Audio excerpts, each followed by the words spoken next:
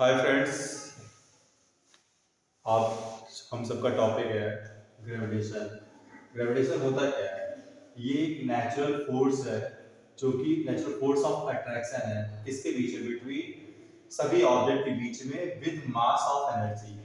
अगर हम इसको दूसरी तरीके से समझें तो अकॉर्डिंग टू ग्रेविटेशनल लॉ एक ऐसा फोर्स ऑफ अट्रैक्शन जो कि दो ऑब्जेक्ट के बीच में लग रहा है और वह डायरेक्टली प्रोपोर्शनल है product of two mass. directly proportional product of two mass and inversely proportional square distance between them. So according to gravitational law, the force of attraction between two objects is directly proportional to the product of two mass and inversely proportional to square distance between them.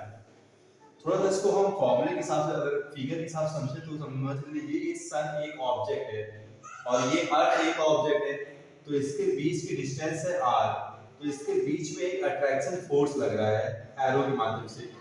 तो ये gravitational law के according ये बताया गया कि F जो है वो डायरेक्टली प्रोपोर्शनल है m1 m2, जो कि इक्वेशन फर्स्ट है।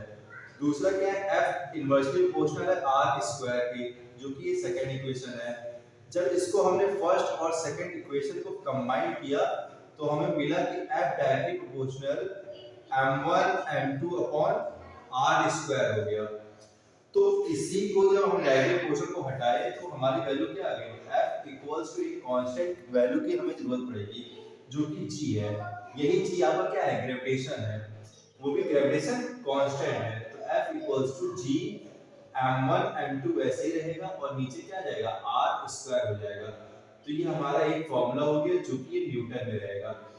यहाँ पे g क्या है? g आपका है ग्रेविटेशनल कांस्टेंट है, ग्रेविटेशनल